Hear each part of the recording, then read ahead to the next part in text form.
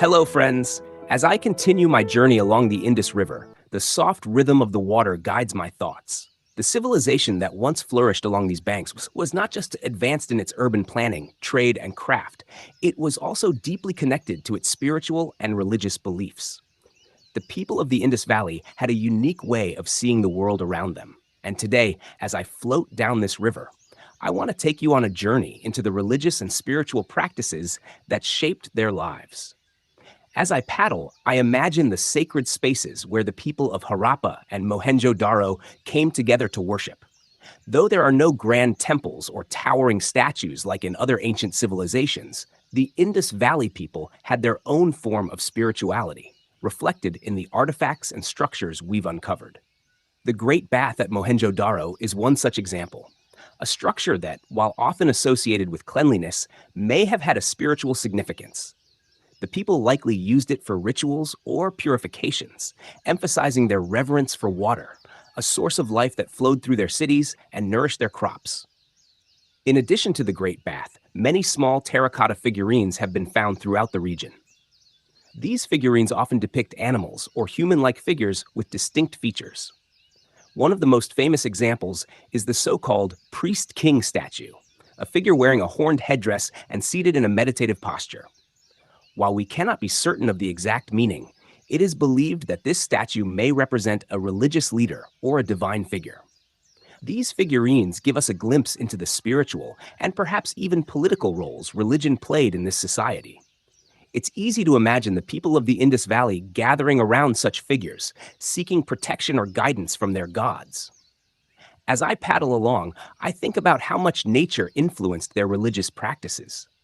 The people of the Indus Valley were surrounded by natural elements, rivers, mountains, forests, and animals, that likely played a significant role in their beliefs. There is evidence to suggest that they worshipped a variety of natural deities. The most commonly represented figure is a mother goddess, often depicted as a woman with large hips and prominent breasts, symbolizing fertility and nurturing.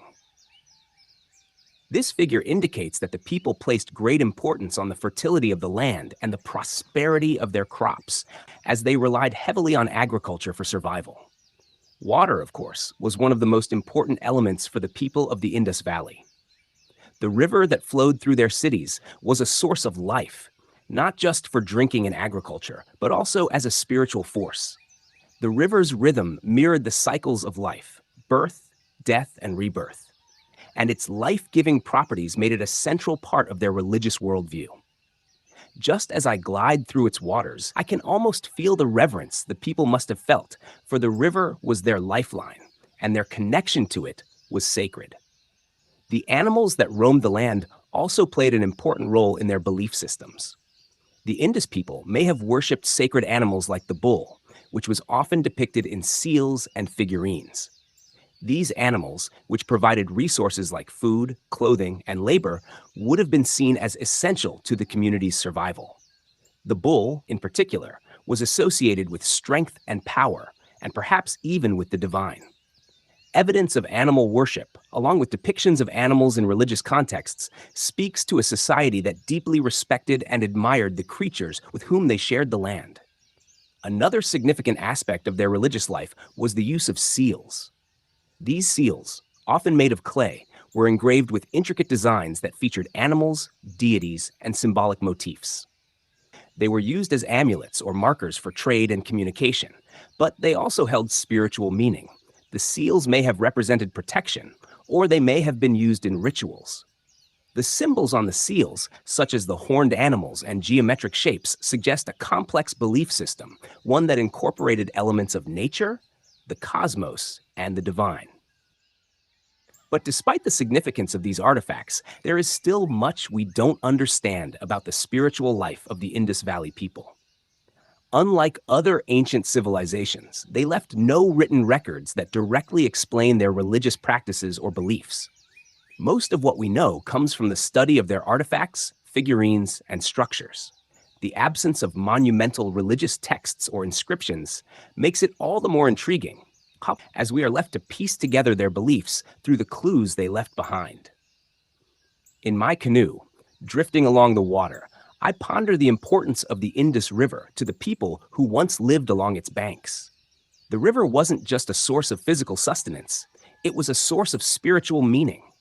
The life-giving force of the river was revered, and its floodwaters, which regularly enriched the soil, were likely seen as gifts from the gods. Their connection with nature, their reverence for animals and plants, and their belief in the cycles of the earth all point to a harmonious relationship between the people and their environment. The river and its surrounding land were the foundation of their world. The cities of Harappa and Mohenjo-daro, with their carefully planned streets and advanced infrastructure, were reflections of the order and balance they sought to maintain in their daily lives. Their religious beliefs may have provided a framework for understanding the forces of nature, life, and death. As I continue my journey down the Indus, I can't help but think about how deeply their spiritual life was intertwined with the natural world around them. Looking ahead, I realize that the Indus Valley people were not just concerned with the external world, but also with the internal harmony between themselves and the earth. Their religious practices reflected their need to live in balance with nature. And in the next episode, we will explore how this connection manifested in their daily lives and how the environment played a role in their beliefs. Join me as we continue our journey, exploring the profound relationship between the people of the Indus Valley and the world around them. What did their connection with nature mean to them? And how did it influence their way of life? The answers await us as we glide through these ancient waters.